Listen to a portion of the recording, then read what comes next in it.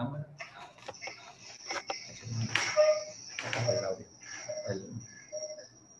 Bueno, muy buenos días. A ver, estoy en la cámara por aquí a un ladito. Bueno, estamos dando unos minuticos, terminando de resolver unos detalles técnicos que nunca nos faltan. Y bueno, de entre esos que estoy yo un poquito de lado. Y ya estamos por empezar la FREPA, ¿no? En breves minutos empezamos. Muy buenos días y agradecemos su asistencia, que hayan acudido ahorita. Ya estamos por empezar.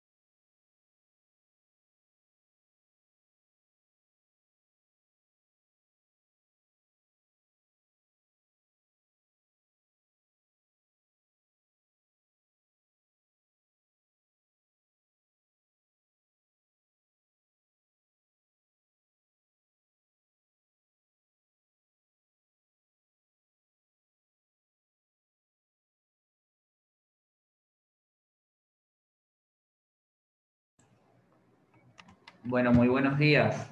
El profesor Cheo, director de orientación. Muchos saludos a la familia. Esto con lo de la cámara que la instalamos fija allí. Ahora somos nosotros los que nos tenemos que mover así para un lado y para el otro.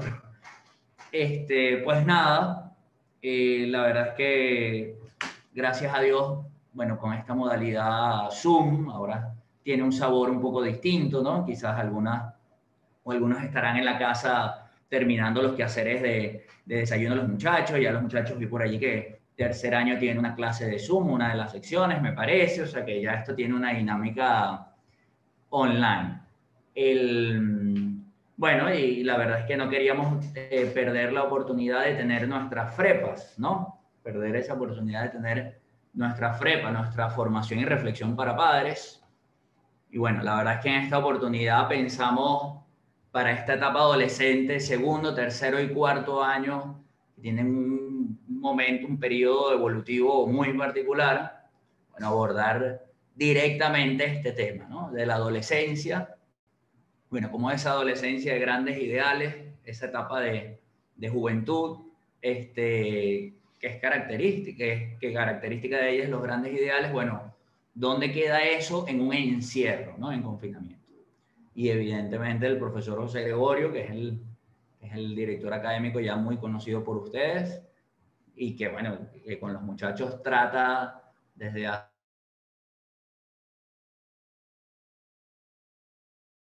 96. desde el 96 solamente. Sí. O sea que estamos en el año 25. Y en el Río Claro desde el 2006. En el Río Claro es 2006, que conoce a los muchachos y tiene mucha vinculación con esos quinto años, con esos cuarto años.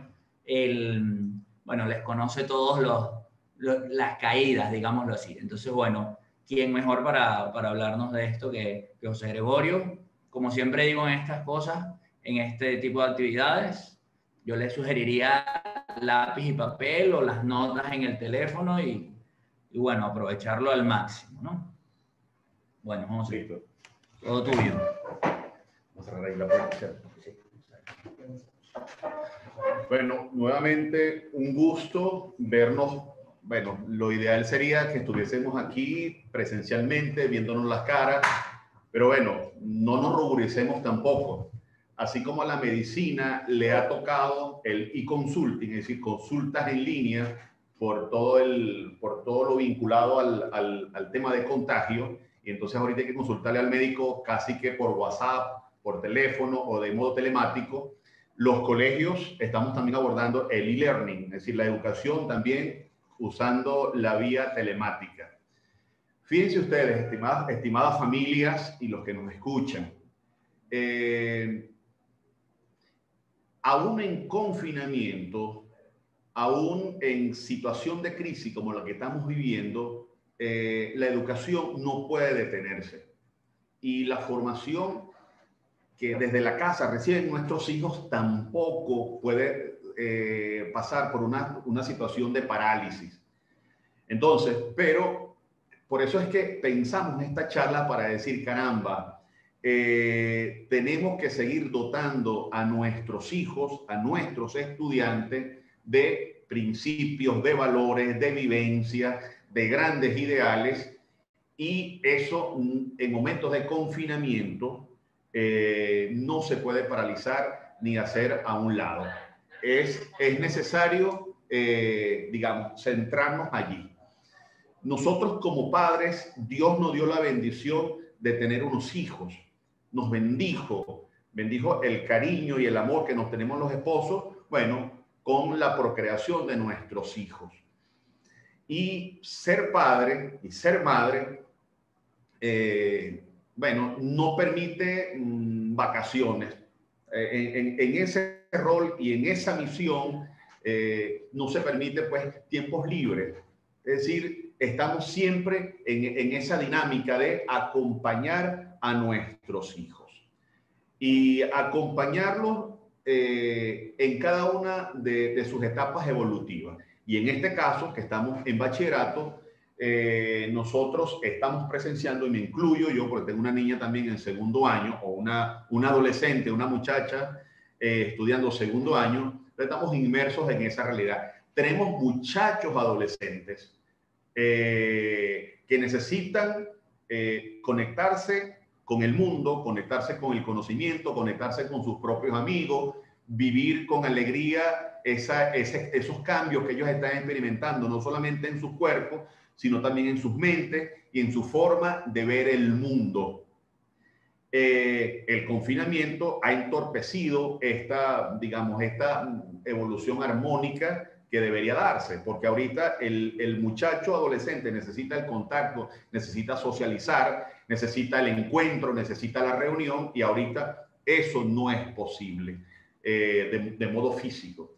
De hecho, hay nomenclaturas hoy por hoy en nuestra sociedad donde se habla de confinamiento social, distanciamiento social. Y a nuestro criterio no es un distanciamiento social. Yo debo seguir conectándome con mis semejantes, no solamente con mi familia, en la familia nuclear, sino también con mis demás compañeros. Lo que existe ahorita, o lo que existe ahorita, o la terminología más específica, debería ser un distanciamiento físico por el tema de un posible de un posible contagio o por normas de bioseguridad, pero distanciamiento social no, porque el ser humano es en esencia un ser social, un ser gregario, un ser que necesita de los demás para poder desarrollarse. Y en ese preciso momento, y esa etapa más la piden los adolescentes, porque ya hay una especie de proyección del yo, y yo necesito eso, el encuentro, la relación, la presencia de otro para compartir ese mundo que yo tengo. Entonces, nosotros como padres, Dios nos dio la vida de nuestros hijos, nosotros le proveemos de alimentos, de vestidos, de habitación, de casa, pero no solamente eso, tenemos también una segunda misión, un segundo fin como padres, que es la de orientar, que es la de educar. Y es aquí donde nosotros nos vamos a detener hoy, en un contexto de crisis como es la pandemia del COVID-19, en este mismo contexto de crisis, pero no tanto, los papás, las mamás, los profesores, las instituciones, las iglesias, no podemos perder de vista, digamos, ese cultivo y esa siembra de grandes ideales, aún en momentos de crisis. Porque nos acompaña una certeza, aunque ya tenemos un año, recordemos que cuando nos fuimos de aquí, aquí en Venezuela, en España, por ejemplo, se decretó, digamos, el confinamiento general de la sociedad un 13-14 de marzo. En Venezuela fue, creo que una semana después. Total es que cuando nosotros hicimos esto acá, hicimos el cierre con los muchachos a distancia, decíamos que después de Semana Santa todo se reactivaría. Y efectivamente, hoy es 9 de marzo y ya casi que vamos a cumplir un año en esta misma dinámica de confinamiento, de distanciamiento, de cambios de rutinas novedosas, inéditas, que no conocíamos y a las cuales hemos tenido que adaptarnos todos. Y claro, cuando salimos de nuestra zona de confort, cuando nos abrimos a realidades nuevas, bueno, eso genera angustia, ansiedad, zozobra, en algunos casos ira, enojo, porque perdemos el control sobre cosas sobre las cuales teníamos muchísimo control. Entonces, pero aún así, en esta situación de crisis, los papás debemos de ver cuál es nuestro norte, sobre todo en la educación de nuestros muchachos. Entonces, voy a compartir pantalla y vamos a considerar esta primera situación, que es la situación de crisis en la que estamos.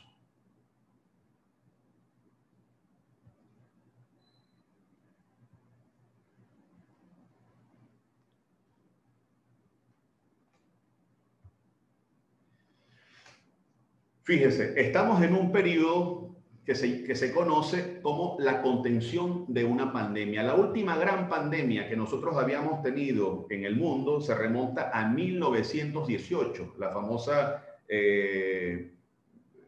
fiebre o peste española, que se cobró la vida de millones de personas en Europa.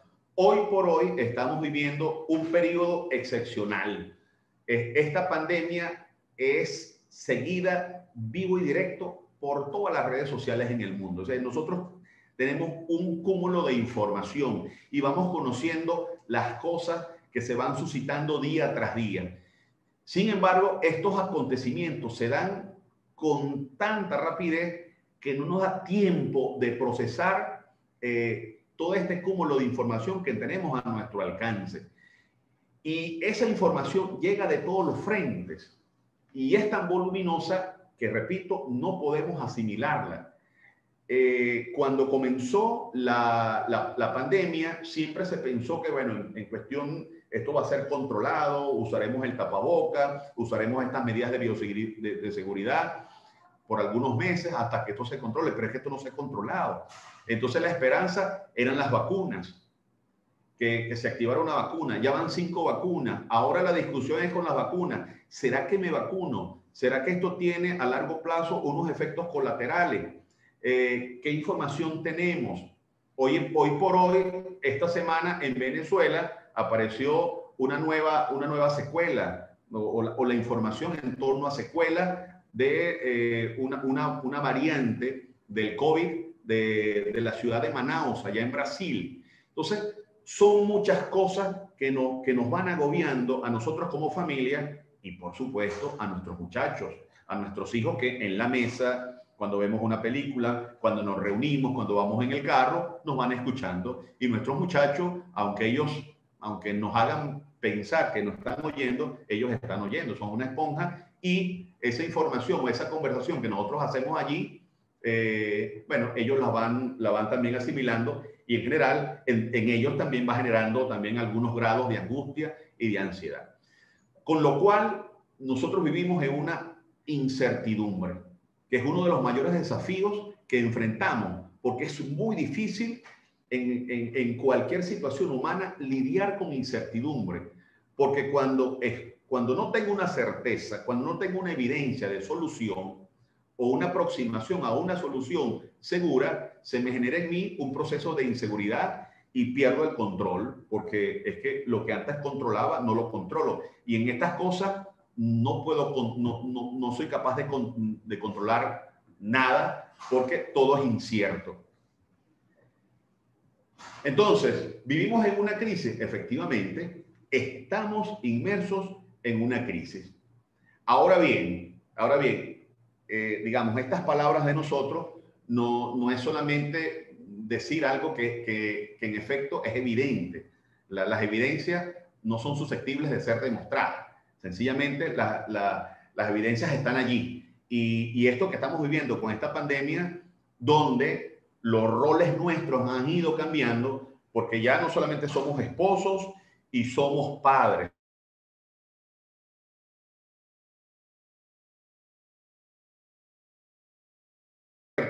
buscar el gas, en fin, buscar nuevos clientes porque estos se nos están yendo. Entonces vivimos inmersos en una crisis y hemos tenido que reacomodarnos y reajustarnos. Ahora, ante una crisis, uno puede hacer dos cosas: o sacar lo peor de nosotros y victimizarnos, o tener resiliencia, tener entusiasmo, tener esperanza y sacar lo mejor de nosotros y de nuestra sociedad. Entonces, esta forma de abordar la crisis, sobreponiéndonos, eso debe ser captado por nuestros muchachos. Por eso, nuestras actitudes, nuestras formas en la casa, es lo que nuestro hijo adolescente es lo que va a captar. Y eso, de una u otra manera, le va a dar a él también una forma de ser, un tono vital para enfrentar la crisis que él está viviendo ahorita. No solamente una crisis desde el punto de vista de su adolescencia, sino también desde el punto de vista formativo. La educación tenía cerca de 1000 años impartiéndose en un recinto, era de modo presencial, y de un día para otro, a golpe y porrazo, de modo súbito, bueno, hubo que adaptar una metodología andragógica de universidad a un plano pedagógico, a un plano de escuela, de liceo y de preescolar. Pero es que no teníamos otra manera, había que ser audaz y agresivo porque la educación no se negocia. Y bueno, esa es la forma que tenemos ahorita. Así como los médicos ya no pueden ir a las casas, ni los pacientes pueden ir a las clínicas, o a las consultas, a los consultorios, por todo este asunto, bueno, ya los médicos establecieron una forma de atención a distancia. Así también estamos los colegios. Y cuando podemos y nos dejan, elaboramos una rutina garantizando las normas de bioseguridad para el encuentro, porque el mejor Moodle o la mejor computadora o el mejor sistema telemático jamás va a sustituir ese encuentro entre personas, y eso es un colegio. Por eso, en esta crisis, y estas palabras son para nosotros como papás, y para nosotros como profesores, tenemos que, en vez de quejarnos y en vez de generar, digamos, la queja, la cultura de la queja, es la hora de sobreponernos a este nuevo shock y decir, yo sé cuál es mi norte. Y el norte en este caso es la formación de mis hijos. Y ahorita mis hijos necesitan mayor grado de formación, mayor tiempo, porque son adolescentes. Un niño en edad de preescolar o en edad de primaria son menos digamos, menos cosas desde el punto de vista psicológico que necesita.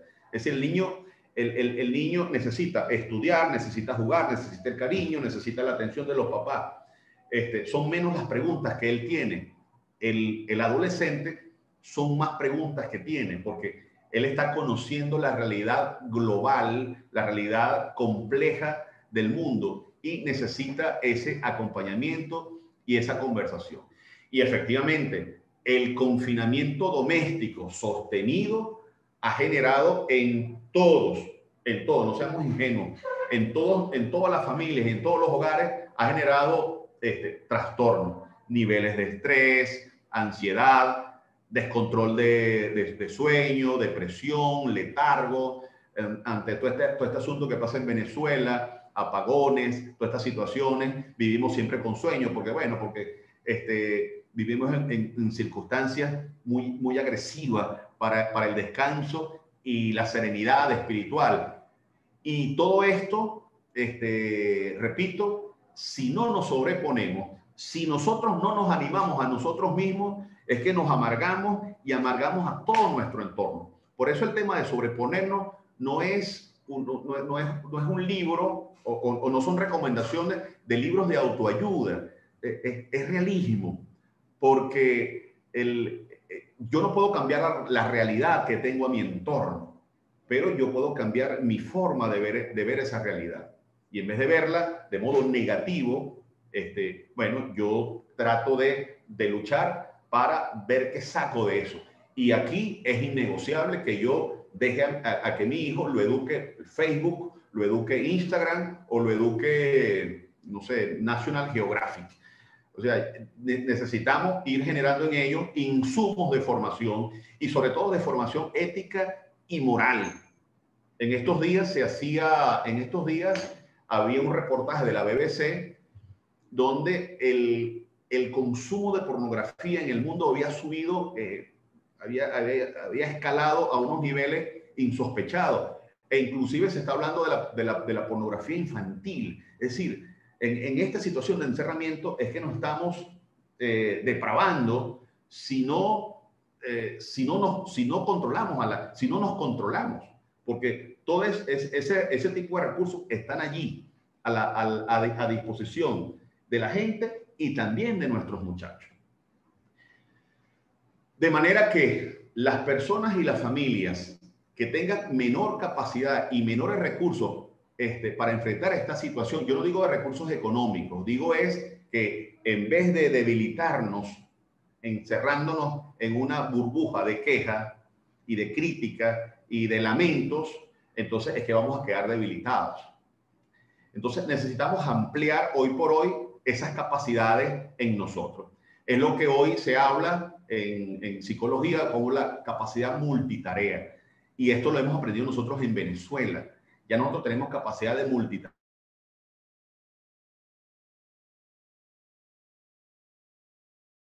Escribir, procesar, pasar la foto al archivo, colgarla en la plataforma, revisar después cuánta nota obtuve. Esos eventos a nosotros hace 10 años no los podíamos adquirir. Ya nuestro muchacho es capaz de hacer eso, de hacer múltiples cosas a la vez. Y nosotros también en nuestras casas como padres y como esposos estamos también en hemos ido desarrollando esa capacidad multitarea.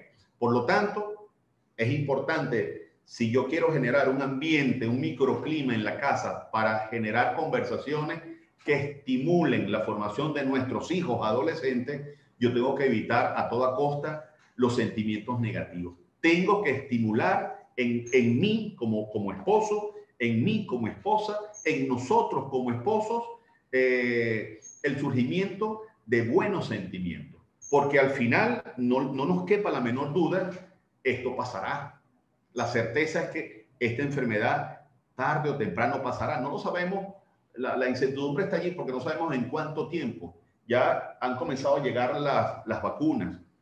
Hoy nos pasaron la lista aquí en el colegio porque ya dio inicio desde ayer el proceso de vacunación de los maestros en Venezuela. Hoy nos llegó aquí la lista para que nos anotemos y pasemos a las autoridades sanitarias del Estado cuáles son los profesores que se van a vacunar. Pues. Entonces, ya hay algunos pasos. Si es en el 2021, 2022, no lo sabemos. Pero, mientras tanto, yo no puedo esperar a que cese la pandemia para generar formación en nuestros muchachos. Por lo tanto, se impone nuevamente, digamos, ese cultivo de habilidades que en psicología se llaman habilidades de afrontamiento. En vez de cerrar los ojos ante la crisis, ante la tragedia y ante la pandemia, yo abro muy bien mis ojos y veo cuáles son los problemas que tengo, cuáles son las situaciones a las que tengo que afrontar, hacer frente para vivir con dignidad y bien mi vida personal, mi vida familiar y mi vida profesional. Y ahí hace falta también habilidades de flexibilidad. Estas habilidades, desde luego, si nos esforzamos en cultivarlas, nos dará cierto grado de bienestar emocional. Y ese grado de bienestar emocional trasluce, contagia, empapa a nuestros muchachos. Un adolescente muchas veces no nos escucha, pero les digo con toda la certeza del caso, sí nos ven, sí nos ven. Entonces, en esta situación de crisis, ¿qué hacer? Bueno, dice un autor italiano que en tiempos de contagios somos parte de un organismo y en tiempos de contagio volvemos a ser comunidad. Colegio y familia somos personas, dos instituciones a las que nos une un vínculo y un compromiso que papá y mamá con papá y mamá tienen esa misión natural que nos dio Dios. Entonces, tenemos que unirnos para que esa formación no cese y que le podamos marcar a nuestro hijo adolescente un rumbo, una referencia, un hito, una direccionalidad. Y entre los dos tenemos un conocimiento mutuo. ¿Quién conoce más al adolescente? Pues papá y mamá. ¿Quién conoce la mejor forma de transmitir un conocimiento para el muchacho en esas edades de adolescencia? Pues los profesores. Y también los profesores tenemos algo de conocimiento sobre el muchacho, porque lo hemos tenido aquí durante 3 y 4 años o 5 años en el caso de los muchachos de quinto año. De manera que en esa situación hay que seguir explorando. Ya no nos podemos ver como antes. Bueno, habrá que acudir a la telemática. Hoy se habla del e-learning, la educación a distancia. Por eso, y en el caso ya de nosotros como padres, aumentar con nosotros una capacidad resolutiva. O sea, ante un problema, ¿qué hago para resolverlo? En un problema de mi hijo, ¿qué hago yo para resolver el problema de mi hijo? Escucharle, que es lo que hemos venido haciendo siempre, y ahorita muchísimo más, porque vivimos en un ambiente hiperfamiliar. O sea, estos días una mamá me contaba, profesor Gregorio, nunca había pasado tanto tiempo con mi esposo, porque mi esposo, nos casamos y mi esposo se levantaba, se iba a la empresa, a la oficina y regresaba en la noche. Ahorita, como está trabajando desde la casa y yo estoy trabajando desde la casa y mi hijo está estudiando desde la casa, entonces, es que hemos tenido que reinventarnos para armonizar nuestras relaciones. Bueno, hemos logrado una armonía, pero bueno, hemos tenido que discutir antes, hemos tenido que comunicarnos, hemos tenido que escucharnos. Y eso es lo que hay que hacer. Ante un problema, ¿qué debo hacer? No quedarme en el problema. Lo que se busca es la resolución, la solución. Y para eso es importante estos verbos que colocamos ahí para su consideración. Comunicar. ¿Qué te sucede, hijo? Escuchar. contener, cálmate, tranquilízate, ¿ok? Y bueno, actuar cuando cada instante así lo requiera.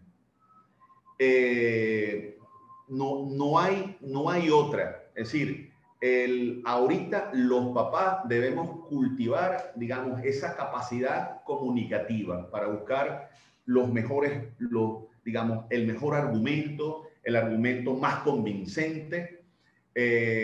Bueno, porque yo les estoy hablando no solamente al corazón de mi hijo, no solamente al oído de mi hijo, sino también al intelecto de mi hijo. Entonces tengo que darle argumentos de razón y bueno, y argumentos también de autoridad, hijo, porque te lo digo, porque no hay persona en el mundo que más te quiera como yo. Y bueno, y conozco el mundo más que tú porque he vivido más que tú, no porque sea más sabio, sino porque los años me han dado alguna experiencia y he visto eventos muchísimo más que tú que me permiten hablar con propiedad en torno a alguna realidad. Ahora, ¿por qué digo todo esto? Porque es complicado el tema de la adolescencia per se. O sea, la adolescencia es una etapa de transición donde nuestro muchacho no es ni niño, porque ya superó la barrera de los 12 años, pero tampoco es adulto, porque no ha llegado ni a los 21 ni ha llegado a los 18. Está en esa transición. Nuestros muchachos han ido ganando tamaño. Nuestros muchachos han ido ganando kilos, han ido ganando estatura, han ido ganando nuevas formas de conocer o de acceder al conocimiento. Ha habido cambios cognitivos en su cerebro, por supuesto. Hay cambios emocionales, a veces está alegre, a veces está molesto, ni él mismo sabe por qué está molesto, está irritable. Bueno, porque sus órganos internos han ido creciendo, hay una segregación hormonal importante y eso hay una expansión digamos, de su estructura corpórea y por supuesto hay cambios también conductuales. Es decir, hay una afirmación del yo. Antes quizás nuestro hijo de quinto o sexto grado era más dócil en nuestras indicaciones. Ahorita quiere preguntar el por qué, es que no me gusta. Él quiere también opinar, quiere hacer valer también sus argumentos. Él quiere, bueno, de otra manera decir aquí estoy yo presente.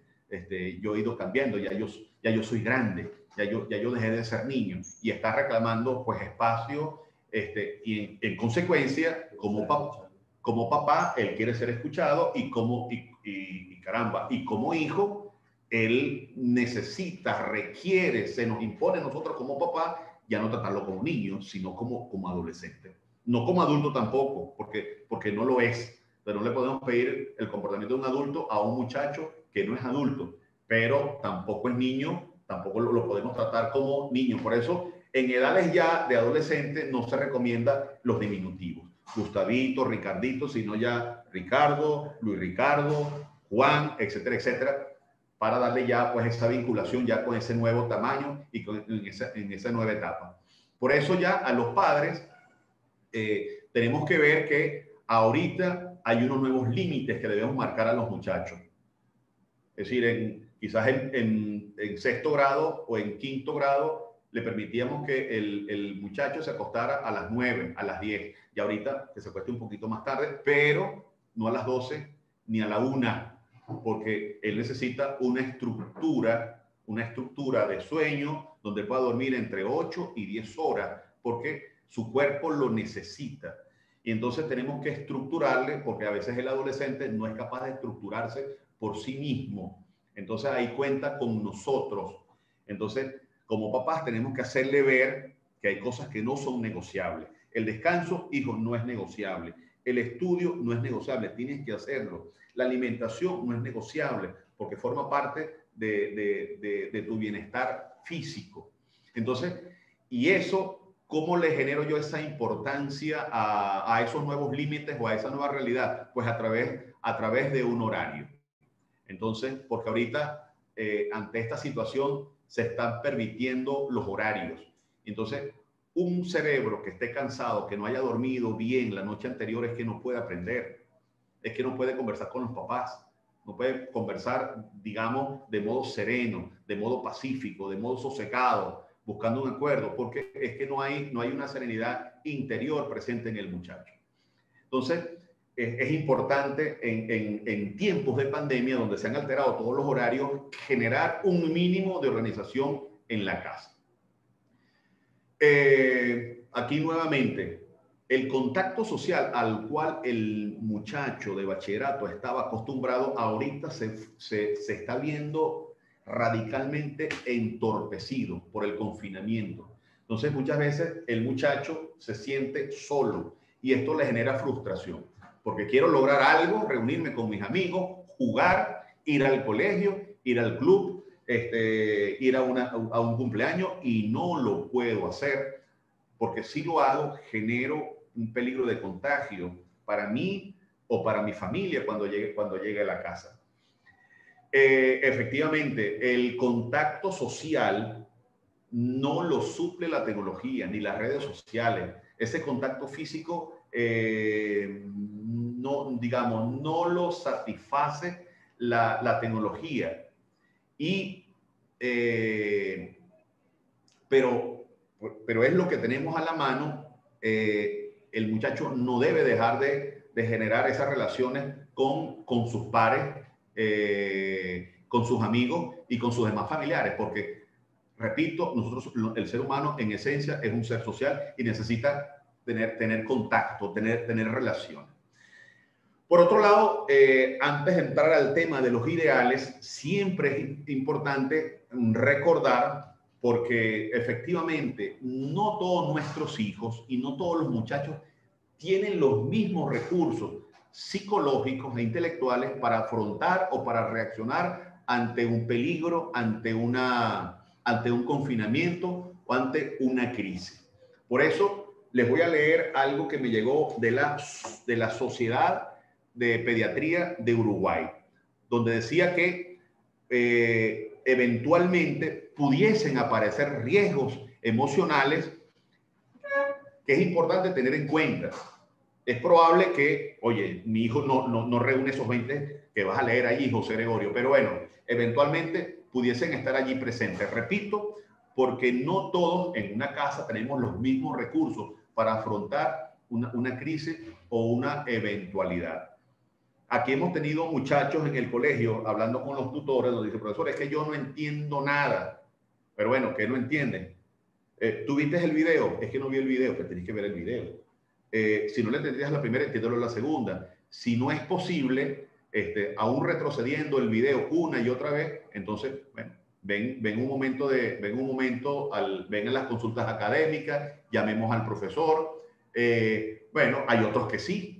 Bueno, cada uno de los muchachos es un mundo que reacciona de modo distinto ante estímulos iguales para todos, pero bueno, cada uno tiene su forma de reaccionar, porque es que somos, las personas tenemos ritmos personales y cada uno es único. Fíjense ustedes, en estos riesgos pueden aparecer riesgos emocionales que es necesario tener en cuenta. Lo cito, repito, esto nos llegó de la Sociedad Uruguaya de Pediatría. Cambios bruscos y repentinos de conducta y de carácter, impulsividad, irritabilidad exagerada, tristeza constante, ansiedad, demandas o quejas excesivas, imposibilidad de mantener una rutina o una actividad, puede haber una desconexión del mundo, del ámbito académico, alejamiento de sus pares, de sus compañeros y de todo el ámbito de socialización, la imposibilidad de expresar emociones en referencia al momento actual,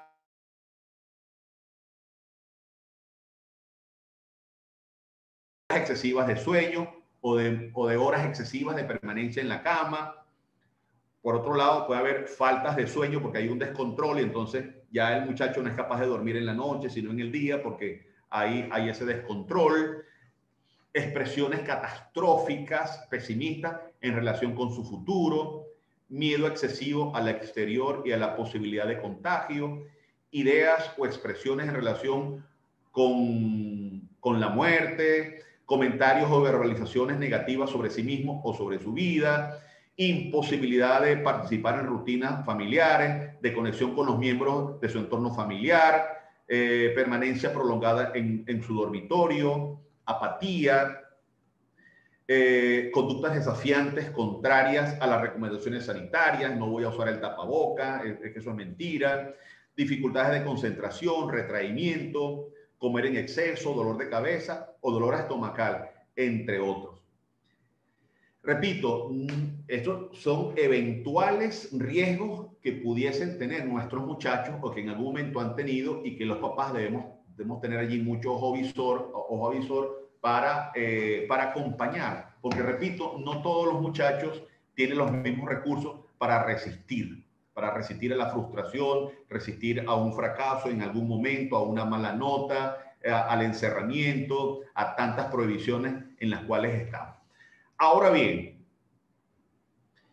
importante el detalle a tener en cuenta, y esto es digamos, un mensaje para nosotros como papás, el cómo sobrellevemos esta situación, los adultos de las familias, en esa misma medida, haremos que nuestros adolescentes puedan manejar esas emociones.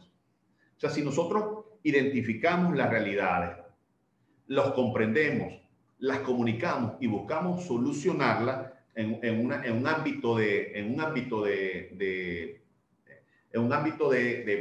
paz, bueno, le daremos cierta sensación de alivio al muchacho. Por eso, en esta situación es importante, y lo hemos dicho en todos los Zoom, sobre todo a los muchachos de bachillerato, en esta situación que es nueva, imaginémonos química, física o biología, que siempre son materias que tienen digamos, un contenido bien complicado de impartir de modo presencial. Pensemos ahorita darlo a través de video. Entonces, por eso a los profesores les hemos dicho, caramba, quedémonos con los contenidos esenciales para las clases Zoom, esenciales para transmitirlo a través de un video, y generemos esos encuentros en las asesorías pedagógicas. Aún así, en momentos de pandemia, estimadas familias, querido papá, querido mamá, tenemos que generar en nuestra casa, esforzarnos por generar un microclima para pensar y para transmitir unos criterios de acción. ¿Cuáles son esos criterios de acción? Es en lo que se va a centrar hoy precisamente esta charla.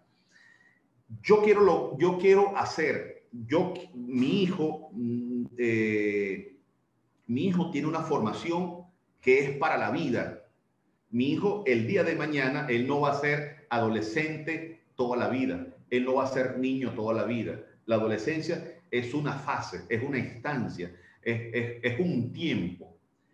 Mi proyección con mi hijo siempre es a corto plazo, a que él viva bien su adolescencia, a que su juventud la viva muy bien y su vida adulta la viva muy bien y haga mucho bien al mundo, a la sociedad y a la familia. En consecuencia, yo tengo que transmitirle, introyectarle, inyectarle, inocularle unos principios de vida, y eso es la formación moral.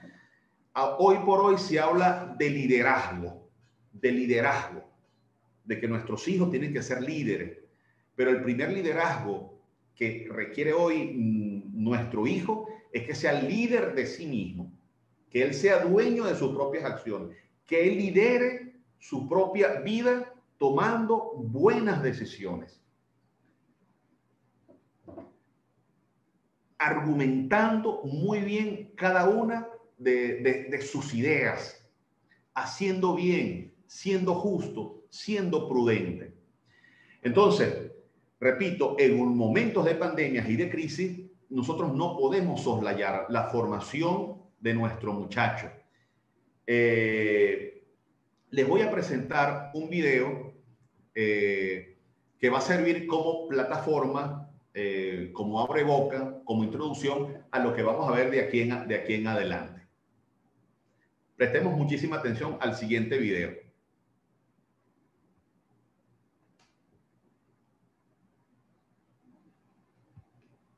Change the world, start off by making your bed. If you make your bed every morning, you will have have accomplished the first task of the day. It will give you a small sense of pride and will encourage you to do another task, and another, and another. And by the end of the day, that one task completed will turn into many tasks completed. Making your bed will also reinforce the fact that the little things in life matter.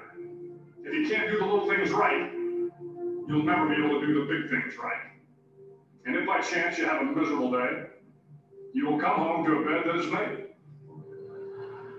That you made. And a made bed gives you encouragement that tomorrow will be better. To pass SEAL training, there are a series of long swims that must be completed. One is the night swim. Before the swim, the instructors joyfully brief the students on all the species of sharks that inhabit the waters off San Clemente. They assure you, however, that no student has ever been eaten by a shark, at least not that they can remember. But you were also taught that if a shark begins to circle your position, stand your ground. Do not swim away. Do not act afraid.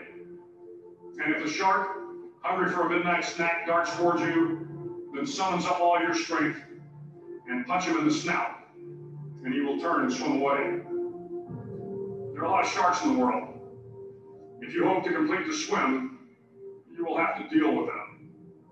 So if you want to change the world, don't back down from the sharks. Over a few weeks of difficult training, my SEAL class, which started with 150 men, was down to just 42. There were now 6 boat crews of 7 men each. I was in the boat with the tall guys, but the best boat crew we had was made up of little guys, the Munchkin crew, we call them. No one was over 5'5".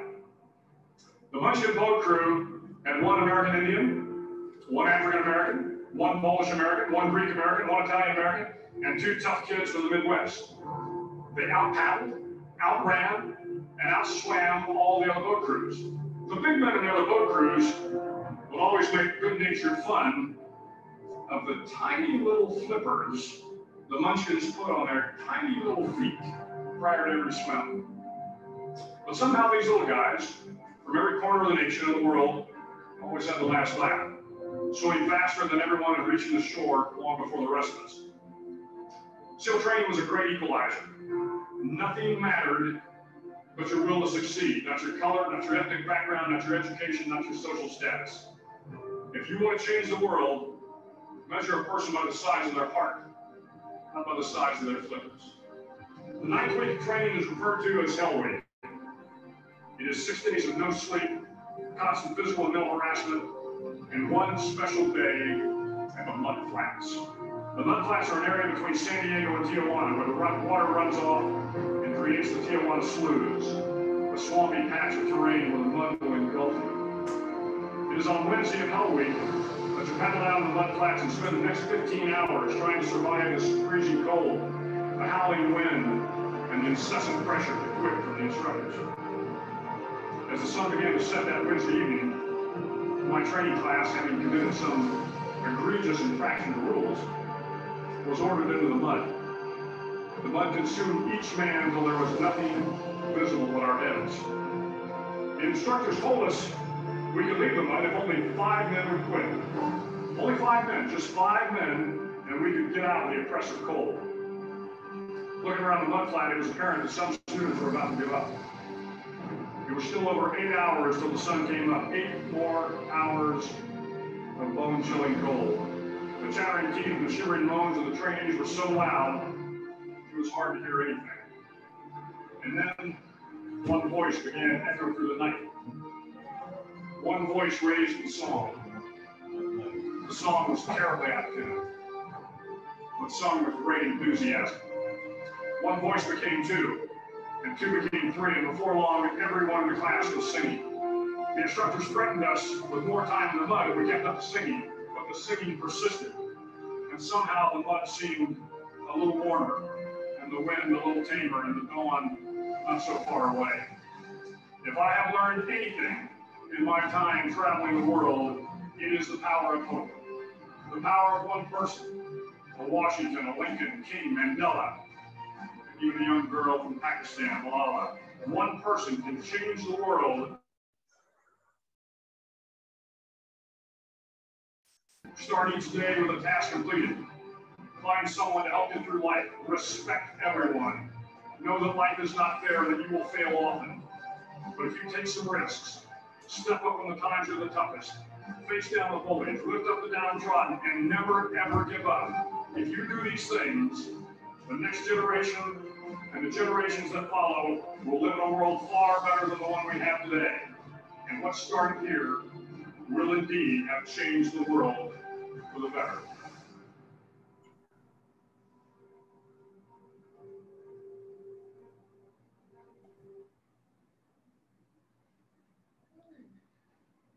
Si quieres cambiar el mundo, haz bien tu cama.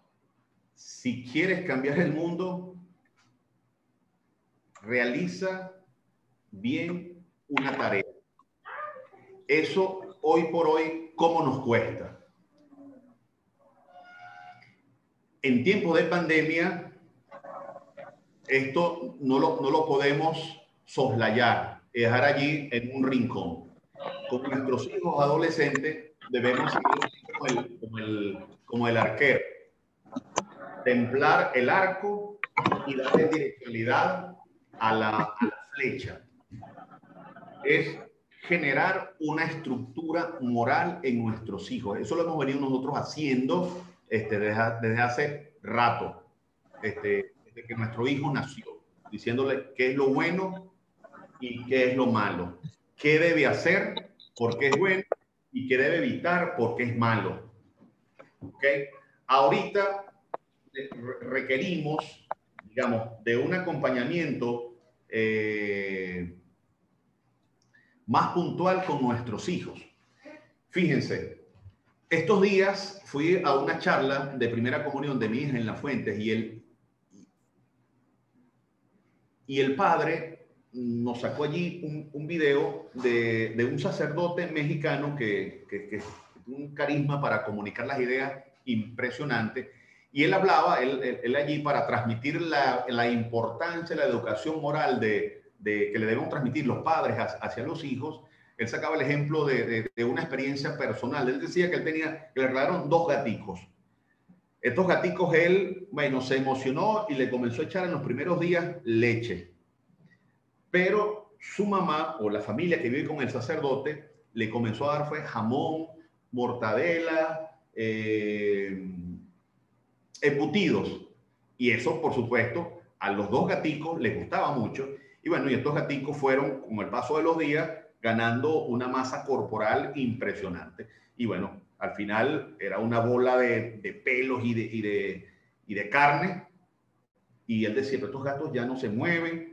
Buscó al veterinario y le dijo, doctor, estos gatos están enfermos. El veterinario le preguntó, padre, ¿pero qué le estaba dando? Bueno, jamón, mortadela, panceta, en fin, embutidos. Entonces dice, a estos gatos hay que sacrificarlos. ¿Pero por qué voy a sacrificar unos gatos? Porque los gatos en los primeros años de su vida necesitan leche para que gane fortaleza la estructura ósea, es decir, para que se fortalezcan los huesos. Si el gato no desarrolla huesos por la leche, entonces no va a tener una estructura que soporte el cuerpo, los músculos y la carne y los órganos allí. Entonces, y el padre dijo, caramba, bueno, eso que sucede con los gatos, cuando no los alimentamos bien en los primeros años de su vida, es lo que nos puede pasar a nosotros como papás cuando no alimentamos con principios, con valores, con vivencias, con virtudes, con una formación moral, ética, psicológica adecuada para un muchacho en edades de adolescente. De manera que, así como la finalidad del Estado, decía Aristóteles que la finalidad del Estado es promocionar la virtud y la felicidad de los ciudadanos, bueno, la finalidad de los padres y la finalidad de los colegios es generar formación a través de la virtud en los muchachos. ¿Y por qué virtud? Bueno, porque la virtud, al hacer una acción buena, que nosotros, en primer lugar, nosotros como papás, si yo le hablo de prudencia a mi hijo, lo primero que yo tengo que hacer es esforzarme por yo ser prudente y no ser un tipo impulsivo, porque es que si no, es que no me acompaña la autoridad moral para yo hablar con mi hijo. No tengo que ser perfecto, aparecer como con esos halos de perfección ante mis hijos, sino que me vean en esa lucha por ser prudente cuando vivo en la familia y con las demás personas. Pero sí, cuando generamos virtud, cuando esa acción que es buena, yo la voy repitiendo en el tiempo. Y cuando yo la repito en el tiempo, mi cuerpo, mi intelecto, mi corazón, mis sentimientos y mi ser la va asumiendo como una costumbre. Y ese hábito se transforma en un etos, en una forma de ser. Por eso es importante. Cuando le permito que mi hijo diga groserías y se las celebro, y de una grosería salta a una segunda, a una tercera, bueno, cuando es adolescente ya mi hijo es un patán en su expresión.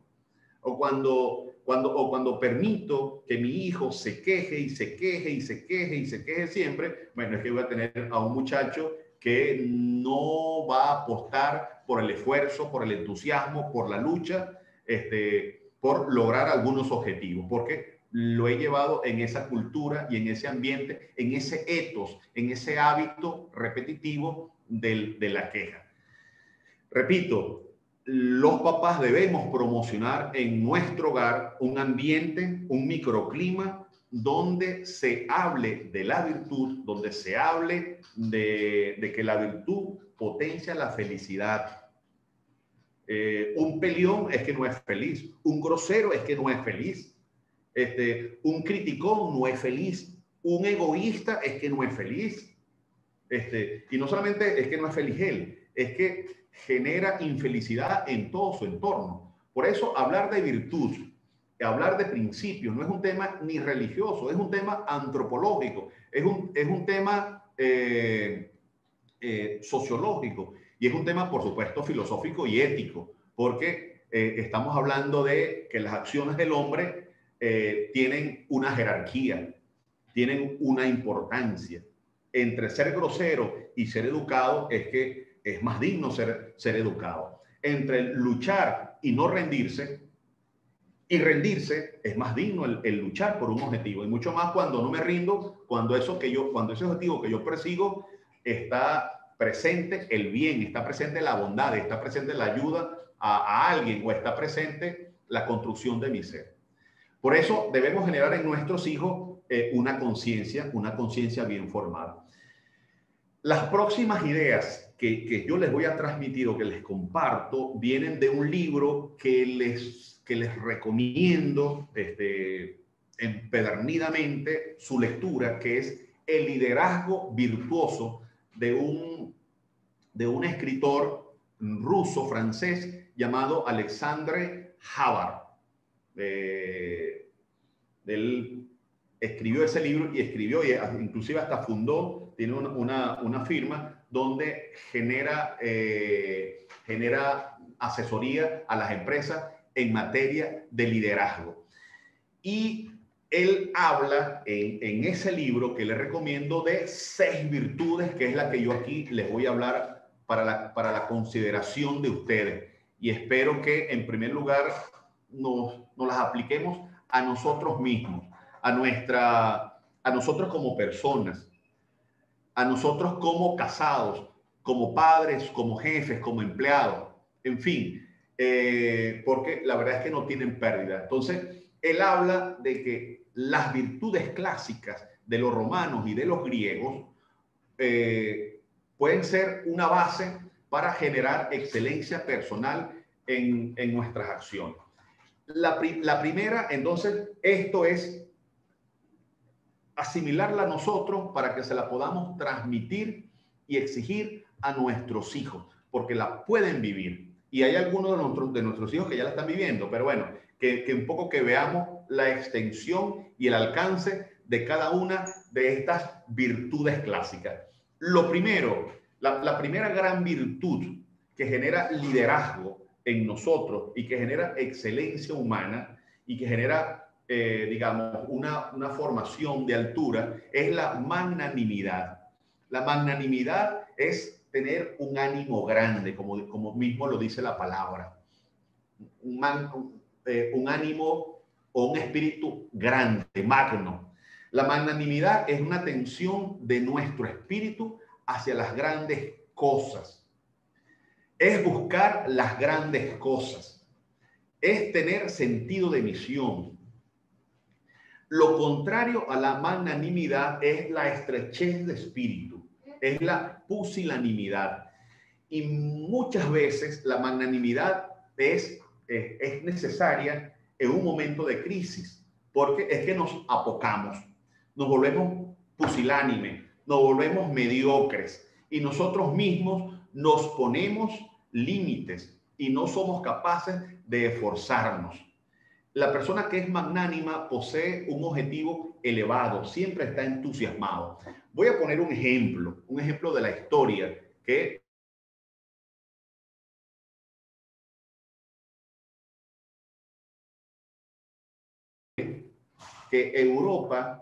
Europa se uniera, porque los países más grandes y más poderosos, con una industria, digamos, sólida, después de la Segunda Guerra Mundial, eran enemigos a muerte, que eran Francia y Alemania. Se odiaban y se tenían allí recíprocas desconfianzas. Entonces, por un lado estaba un católico en Alemania, Konrad Adenauer, y por otro lado estaba Robert Schuman, un primer ministro francés. Y cuando ellos comenzaron a exponer cada uno, digamos, esa necesidad de decir, caramba, en Europa o nos unimos nosotros o es que siempre nos vamos a matar. Ellos fueron magnánimos, dejaron atrás sus rencillas, sus recriminaciones, sus reproches, sus complejos, dejaron atrás el pasado y dijeron, veamos una meta en común. Se arriesgaron en contra de los demás. Y bueno, hoy por hoy Europa, bueno, tiene el 12% de la población del mundo y bueno, tiene un desarrollo económico, tecnológico a nivel de bienes y servicios impresionante. Por eso ellos lo lograron, no fue cada país por separado, se unieron y vieron y fueron grandes en esos proyectos. Eso debemos lograrlo nosotros mismos también, no quedarnos allí en la cultura de la queja, en la cultura de la crítica, en la cultura de la desconfianza, sino es pensar bien. Estamos hechos para grandes cosas y eso hay que transmitírselo a nuestros muchachos. Fulanito, no es suficiente el 10, no es suficiente el 15, tú eres capaz de más. Y ante alguna dificultad que tengas, plantéala, pide ayuda, no te rindas, echa para adelante, porque esa es la esencia del liderazgo. El líder busca la manera de resolver el problema. El mediocre, el pusilánime, el apocado, se queda allí y se queda buscando la compasión de sus congéneres, la compasión de sus pares. Y no, el magnánimo lucha, pide ayuda y la da si él es capaz de darla a los demás. De manera que la magnanimidad es necesaria hoy por hoy. En segundo lugar, una segunda virtud que establece como condición del liderazgo de una persona que desea líder y que está llamada a ser líder es la humildad. Nosotros los seres humanos, y vivir la humildad es vivir la verdad. Y la verdad de nuestra condición humana es que yo tengo un creador, que es Dios, y yo soy criatura. Y al yo tener un creador y ser una criatura, tenemos un padre en común. Y entonces eso moldea mi actitud con los demás, porque a los demás yo tengo que verlos como hermanos. A los demás yo tengo que verlos con una dignidad de hijos de Dios. Entonces, no como objetos, no como seres a los cuales yo pueda insultar, despreciar y expresarme mal. Moldea mi capacidad relacional, porque me convierte en alguien sencillo, en alguien sereno.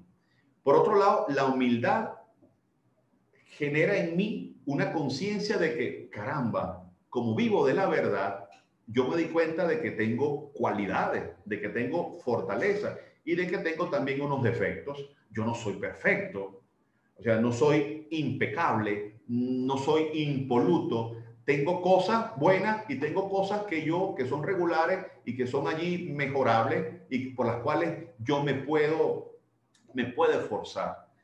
No tengo la exclusividad del error ni de la verdad. Estoy allí. No soy perfecto. Y como yo soy criatura y las otras personas son mis hermanos, entonces yo debo ponerme a su servicio. Tengo una ambición de servir. Oye, cuando uno escucha, por ejemplo, a un industrial como Michelin, un industrial que desarrolló los cauchos en Francia y que generó una industria millonaria, él decía que en sus productos, más que la búsqueda del lucro per se, él decía, yo sirvo a la sociedad francesa produciendo unos buenos cauchos para que la gente pueda conducir con seguridad su auto cuando viaje con su familia y cuando viaje solo. Entonces, no había una ambición sino de servir. Y eso tenemos que generar en nuestros hijos. Hijo, estudia bien, porque el estudio, que es tu trabajo, te va a formar para que tú el día de mañana, que seas ingeniero, que seas médico, que seas profesor, que seas abogado, que seas emprendedor, todo ese conocimiento que tú adquirirás está al servicio de la sociedad. Es decir, el médico no es solamente que se gana un sueldo por el trabajo que con dignidad realiza en favor de la salud y en la lucha contra la enfermedad, sino es que para él lo satisface el curar a la gente, el acompañar en un momento de sufrimiento a las personas. Igual un ingeniero no lo acompaña cuando diseña un puente un afán de soberbia, sino es, voy a diseñar un puente bueno, estable, seguro, donde que no se caiga al primer movimiento sísmico, sino algo seguro para la colectividad. Por eso no es un afán porque la humildad hoy por hoy se ve como algo del cristianismo, como algo de los evangélicos o algo allá de unos espíritus finos en materia de, digamos, de espiritualidad de la edad media. No, la humildad es servir a la otra persona y todo lo que yo sé, todo lo que yo puedo, lo pongo al servicio de los demás. Por eso la soberbia, el egoísmo, el creerme más que los demás genera desencuentro, genera una especie como de aislamiento de mi realidad, porque es que ninguno de nosotros es perfecto. Nosotros tenemos cualidades y tenemos defectos. Igual los demás. Entonces, si toleran mis defectos, yo debo tolerar el defecto de los demás. Entonces, esas dos virtudes clásicas que propone Alexander Havard forman parte de esa esencia del liderazgo. Nuestros muchachos tienen que ser humildes, serviciales, tienen que luchar contra la soberbia, contra el egoísmo y tienen que ser magnánimos, no deprimirse a la primera. Tiene que haber un entusiasmo y un espíritu de lucha. Hay una tercera virtud que recomiendo que comencemos a cultivar en los muchachos. De hecho, ya muchos lo tienen, pero hay que seguirla cultivando porque de todas es la virtud más importante, que es la prudencia. Una tercera virtud. Magnanimidad, humildad, ahora la prudencia. La prudencia es el arte de tomar buenas decisiones. Caramba, un adolescente, si hace una totalización de las acciones que hizo, es que tomó a lo largo del día muchísimas decisiones. Ahora, el hecho de que yo tome decisiones no significa que esas decisiones tengan que ser obligatoriamente buenas. Por eso la prudencia es un arte que hay que cultivarlo. ¿Cómo tomo yo una buena decisión? Lo primero es, si yo quiero tomar una buena decisión, lo primero que tengo que hacer es ver la realidad en toda su complejidad y tomar decisiones adecuadas a esa percepción. Es decir, si yo como adolescente presenté un examen de física y caramba, no tuve buenos resultados, yo tengo que captar esa realidad y decir, caramba, ¿cómo fue mi proceso de estudio para ese examen? Caramba, yo estudié 2 horas antes del examen, la noche antes, me levanté a las 3 de la mañana, el examen era a las 7, estudié 2 y 3 horas. Llegué al examen con sueño, con dudas y no lo que hice fue leer el examen o leer el contenido. Entonces, caramba, esa decisión fue temeraria, no fue asertiva, fue torpe, fue incorrecta. Entonces, la prudencia, una vez que yo cultive ese arte de generar buenas decisiones, me voy a dar cuenta que, caramba, cada decisión que yo tome produce unas consecuencias.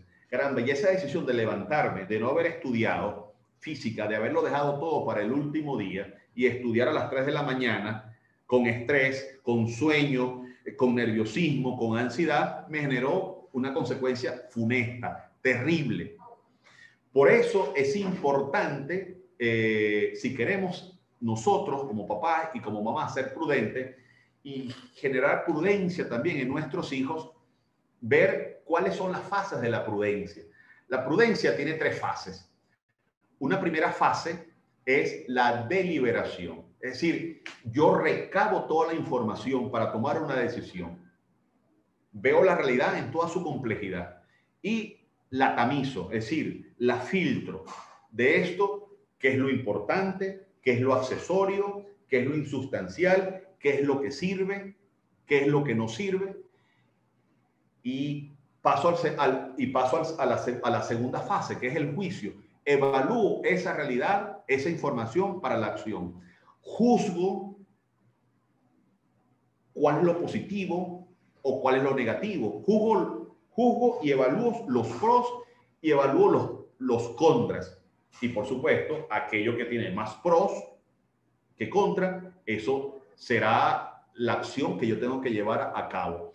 Cuando yo como estudiante proceso esa imprudencia o esa mala decisión de haber estudiado 2 horas en una noche de angustia y de sueño y de letargo y de cansancio, un examen de física, me di cuenta de que caramba, no es así. Yo para otro día, mi decisión va a ser estudiar con antelación, programar, agendar el estudio de física, porque esta información requiere tiempo. Porque si sale alguna duda, se la puedo preguntar al profesor, puedo ir al colegio, pues, le puedo consultar a mi papá o a otro compañero. Entonces, cambia la relación. Entonces, claro, para un muchacho ser prudente necesita, caramba, muchas veces inhibirse. Epa, me calmo, no soy impulsivo a la hora. ¿Qué es lo mejor que tengo que hacer? A lo mejor llamo al profesor de física, ¿qué método de estudio me recomienda usted para ser exitoso? Porque en el primer examen salí con las tablas en la cabeza, profesor. El prudente pregunta, prevé, eso sí, y una vez que él delibera, que él juzga los pros y los contras, toma una decisión y la ejecuta con rapidez. Ahí hay que desinhibirse, es decir, de una vez, esto es lo que hay que hacer, esto es lo que yo voy a hacer. Si tengo que levantarme todos los días a las 3 de la mañana, ok, pero eso sí, el día del examen no me levanto a las 3 de la mañana porque necesito estar fresco para ser asertivo en las preguntas que me hace el profesor, pues yo lo haré. Muchas veces nosotros, y sobre todo nosotros aquí en Latinoamérica, intentamos ser prudentes, pero nos quedamos en la segunda fase, en el juicio, y nos cuesta mucho la decisión. Y aquí hay que ejecutar. Eso que decía el SEAL, el militar estadounidense, tengo que hacer la cama, tengo que hacer la obra completa. Hay que generar en los muchachos eso, no solamente la deliberación en el juicio, sino, hermano, hijo, si ya usted tomó la decisión, hágala, ejecútela, escríbala, y usted va haciendo ese seguimiento de esa decisión que usted tomó. La prudencia es fundamental. Si no logramos prudencia, y la prudencia es una virtud que llama a otras virtudes. Si yo no tengo esta virtud, difícilmente podré tener éxito con las otras virtudes. una persona prudente, digamos que es exitoso en su trabajo, porque él dice, tengo que llegar temprano, no puedo llegar tarde, me van a votar. Yo tengo que ser exitoso en las estrategias de venta, tengo que pensarlas bien, no las puedo improvisar. Caramba, este segmento de la población a la que yo le vendo cada día tiene menos recursos. ¿Qué hago para lograr? ¿Qué hago para generar oferta y publicidad para que compren mi producto? Entonces, él comienza a pensar, él prevé las consecuencias negativas de su decisión o de su no decisión. Entonces, es muy importante. Imaginemos nosotros la prudencia para una persona casada, ¿ok? Para un jefe, para un empleado. Es crucial. Una cuarta virtud clásica como base para la excelencia personal, la constituye la justicia. La justicia es usada todos los días presencialmente en un salón. Profesor, eso no es justo, a mí no me parece justo, pero ¿qué es la justicia? El jurisconsulto Ulpiano, allá en Roma, él decía que la justicia era la voluntad de dar a cada uno lo suyo. Entonces, el hombre justo es el da a cada cual lo suyo cuando cumple fielmente sus obligaciones profesionales, sociales y religiosas. Muchas veces pensamos que la justicia es pagar impuestos, dar limosna en una iglesia, votar en las elecciones. Bueno, sí, esos son actos de justicia distributiva, porque contribuyo con las cargas del Estado. Pero eso no es no todo eso es la justicia.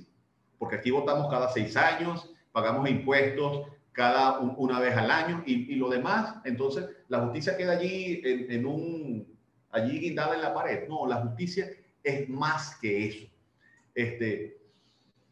¿Qué significa cumplir fielmente las obligaciones? La profesión de un muchacho es ser estudiante. Entonces, si nosotros queremos que nuestro hijo sea justo, hermano, se levanta y estudia. Lo que no entienda, usted lo pregunta, pero usted tiene que ser responsable, responder por ese trabajo. Porque, ¿qué nos pasa a un adulto cuando no somos responsables en nuestra profesión o con nuestras obligaciones? Es que nos cesan en el trabajo. Él debe entender que sus obligaciones en la casa, su responsabilidad en la casa, en el colegio, con sus hermanos, con sus padres y con sus amigos y con Dios, las debe cumplir con fidelidad. Ahí coloco yo la anécdota de José Gregorio. Cuando José Gregorio Hernández, nuestro beato, era profesor en la Universidad Central, tenía un muchacho en medicina que tenía un bajo desempeño académico. Pero José Gregorio le veía talento y un día le pregunta al estudiante, ¿cuál es su profesión, estudiante? Dice, profesor, mi profesión es ser estudiante. Entonces, desempéñela. Ejerza esa profesión, que es ser estudiante. Eso mismo se lo podemos aplicar a nuestros muchachos, que ejerzan esa profesión. O sea, él debe levantarse para llegar temprano al trabajo. Así como el papá y la mamá se levantan temprano para ir al trabajo, o desde la casa, desde el teletrabajo, generar y ofrecer un producto, igual los muchachos tienen que levantarse para ser responsables y afrontar, digamos, esa obligación y ese deber y esa tarea como es la de afrontar el conocimiento. ¿Por qué colocamos también sociales y también religiosas? Porque la justicia me hace ver a mí de que, caramba, tengo unos padres que velan por mí, que me quieren, que me sostienen, que me orientan, que me motivan, y entonces, caramba, yo los debo tratar bien, con respeto, con amor, con cariño. Igual con Dios. Dios me dio la vida no la puedo dar yo mismo. En consecuencia, yo tengo una obligación también con Dios, y es rezarle, rendirle culto, hablar con él, rezar. ¿Y esto por qué? ¿Por qué la justicia es tan importante? Bueno, porque vivimos en comunidad, vivimos en comunión con los demás, somos seres gregarios. Y si cada uno de nosotros comienza a vivir como mejor le parece, entramos en una especie de anarquía, de anomia, de desorden. Por eso la justicia regula esas relaciones entre los seres humanos cuando vivimos en sociedad. Un hombre justo, decía Plotino, un sabio de allá de Alejandría, un hombre justo es aquel que hace su trabajo y cumple su deber. El que quiera ser justo, cuando queremos ser justos, cumplamos cabalmente las obligaciones que tenemos a nuestro cargo.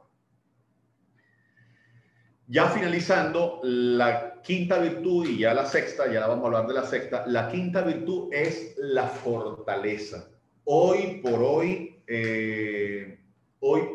la fortaleza no es tan valorada. Nos rendimos muy fácilmente. La fortaleza es esa capacidad de aguante que yo tengo para alcanzar el bien. No me rindo, por eso resisto.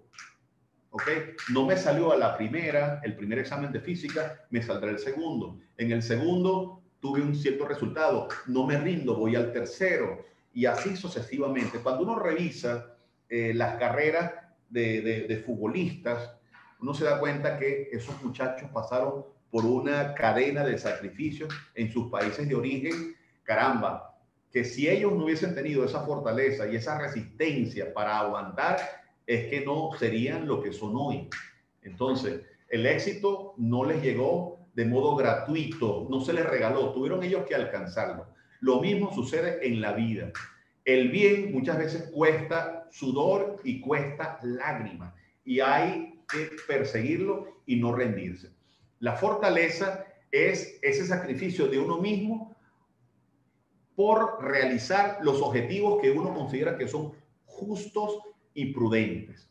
Entonces, en el caso de un estudiante, la justicia se centra en el estudio.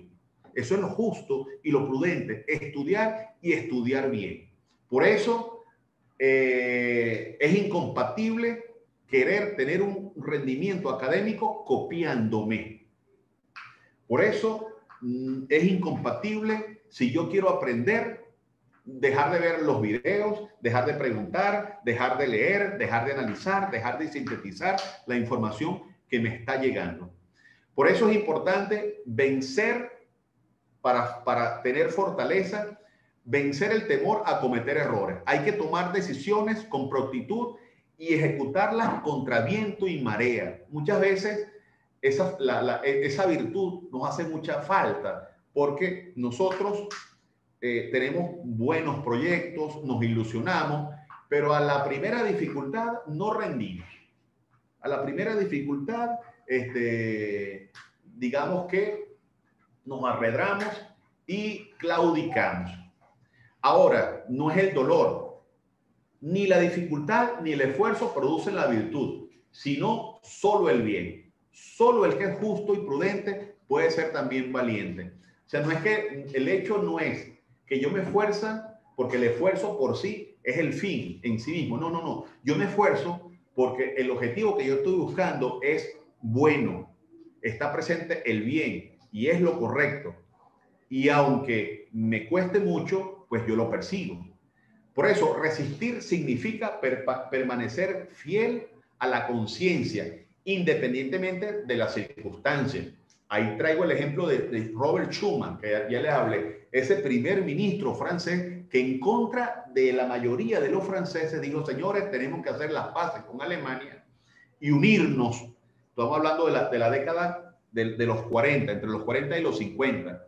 Y él, contra toda circunstancia de oposición, fue capaz de generar el acercamiento y la comunión con Alemania y de Alemania con los demás países de Europa, y hoy por hoy es lo que nosotros conocemos como la Unión Europea, que en su momento se llamaba Comunidad Económica Europea. No se rindió.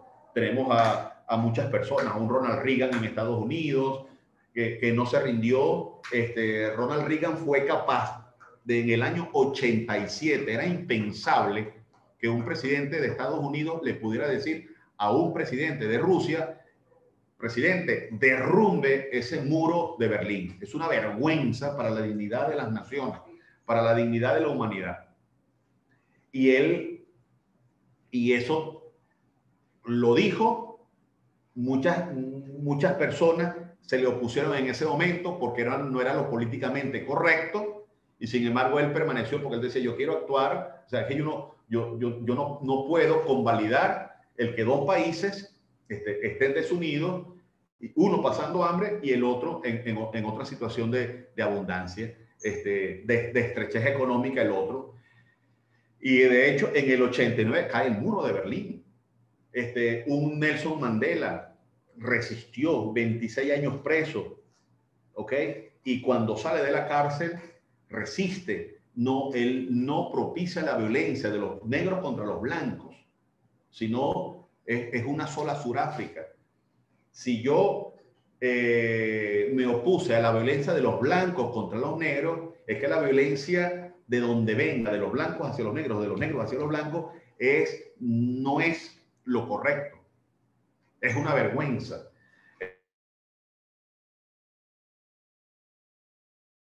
Que atentemos con violencia contra los blancos. Y él tuvo que resistir a todas las tribus de Sudáfrica porque lo que pedían era eso, revancha contra los blancos. Y él resistió.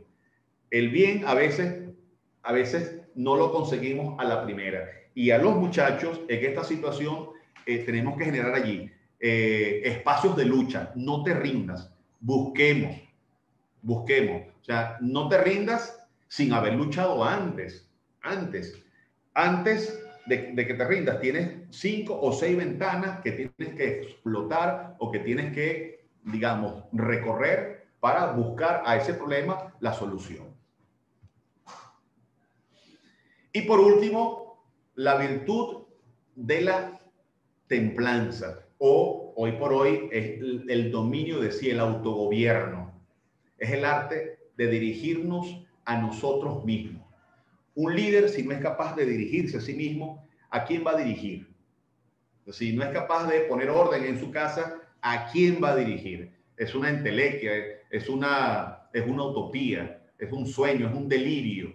Entonces, hoy por hoy, la templanza, ¿qué es? La templanza es sujetar, controlar las pasiones, las emociones y los sentimientos. ¿Y sujetarlos a quién? A la razón, para que esa pasión, esas emociones y esos sentimientos canalizados por la razón generen una realización de los objetivos. No hablamos, desde luego, de reprimir las pasiones. Las pasiones, los sentimientos, las emociones impulsan al ser humano. Impulsan al ser humano. Un ejemplo,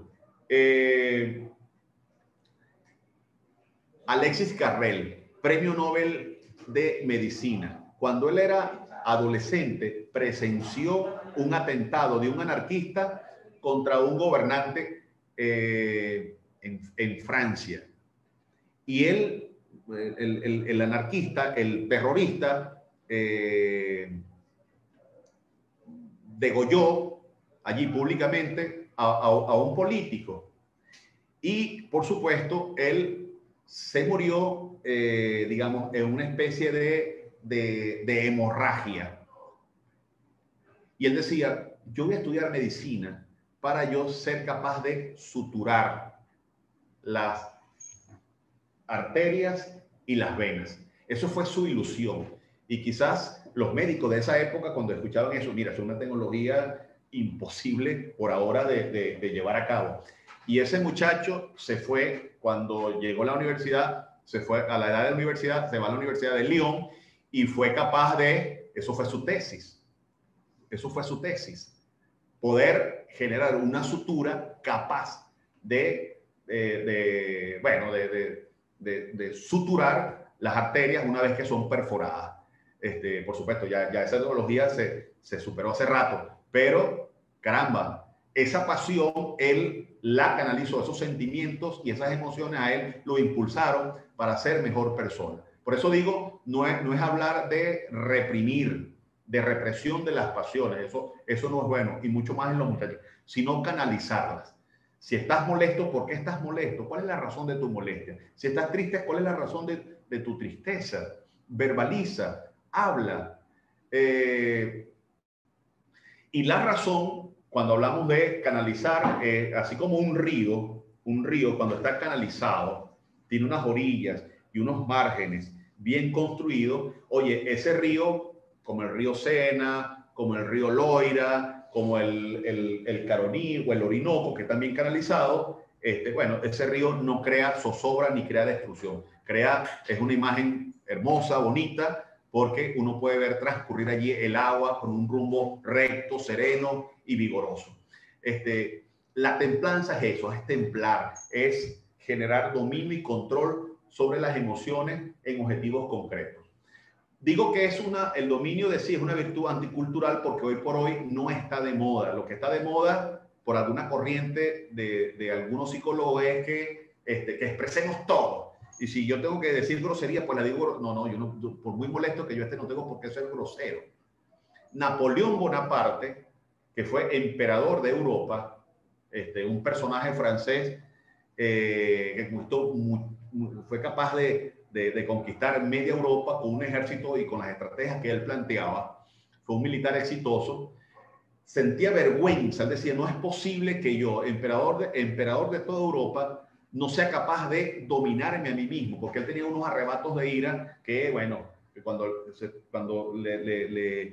los padecía, la gente tenía que dejarlo solo, porque era vergonzoso lo que decía y lo que hacía. Y cuando él recobraba el sosiego, la paz, la serenidad, la tranquilidad, decía, qué vergüenza. O sea, no puede ser que un emperador tenga este tipo de desahogo. Por lo tanto, la templanza y el dominio de sí son necesarios, son necesarios. ¿Cuántas personas no han perdido una materia, un trabajo, un matrimonio, una amistad, una propiedad por no haberse dominado, un negocio porque se molestó en la última parte de la cláusula y no fue capaz de conservar la serenidad para cerrar allí el negocio? Hay que sujetar las pasiones y las emociones y los sentimientos a la razón, porque la razón es la que da rectitud a cada una de nuestras acciones. De manera, queridas familias, que estas 6 virtudes, la magnanimidad, la humildad, la prudencia, la justicia, la fortaleza y el dominio de sí, 6 virtudes que nosotros, en primer lugar, debemos aplicárnosla a nosotros mismos y tratar, y en el medio de las conversaciones, introyectarlas, inyectarlas, inocularlas, transmitírselas a los muchachos, porque son necesarias. Eso van a generar una disposición para que el muchacho tenga mayores grados de autonomía ante la escuela, ante los amigos, ante la sociedad y ante la vida universitaria. Si nosotros no logramos que nuestros hijos tengan estas, vayan cultivando a lo largo del tiempo estas virtudes, difícilmente podamos construir allí, el terreno necesario para que nuestro muchacho sea exitoso el día de mañana. Y esto lo digo porque a lo mejor nuestro hijo puede hacerse ingeniero con las mejores notas de la Universidad Simón Bolívar, pero si el trabajo que consigue no sabe él transmitir lo que él sabe en un lenguaje adecuado, y sino que lo que genera es crítica, apasionamiento, enfrentamientos, conflictos, es que va a ser bien difícil su vida. Imaginemos un esposo soberbio, una esposa que no es dueña de sí y que es agresiva. Qué difícil es vivir en un matrimonio, en esas relaciones.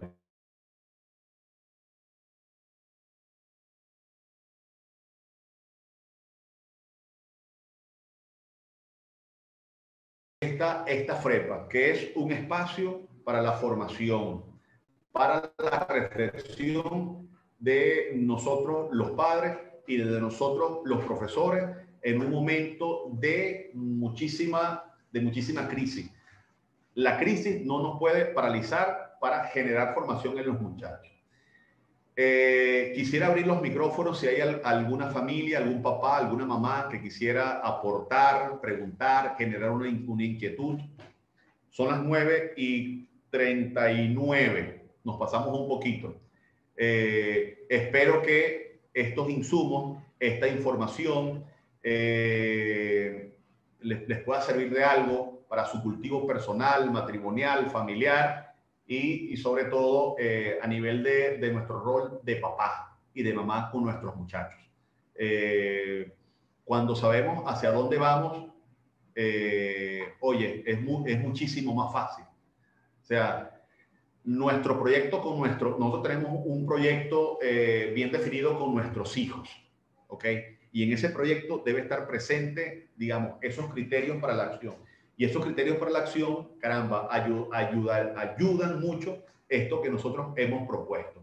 Estas 6 virtudes clásicas como base para la excelencia personal. No obstante, le recomiendo la lectura de este libro de liderazgo virtuoso. Ayuda mucho, nos ayuda mucho, no solamente como persona, sino también como jefe, como empleado y como papá. Les agradezco infinitamente la atención, la paciencia, un gran abrazo y nos seguimos viendo. ¡Feliz día!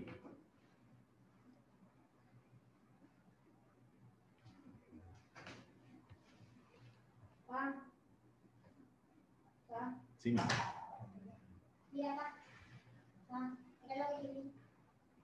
gracias, mi amor.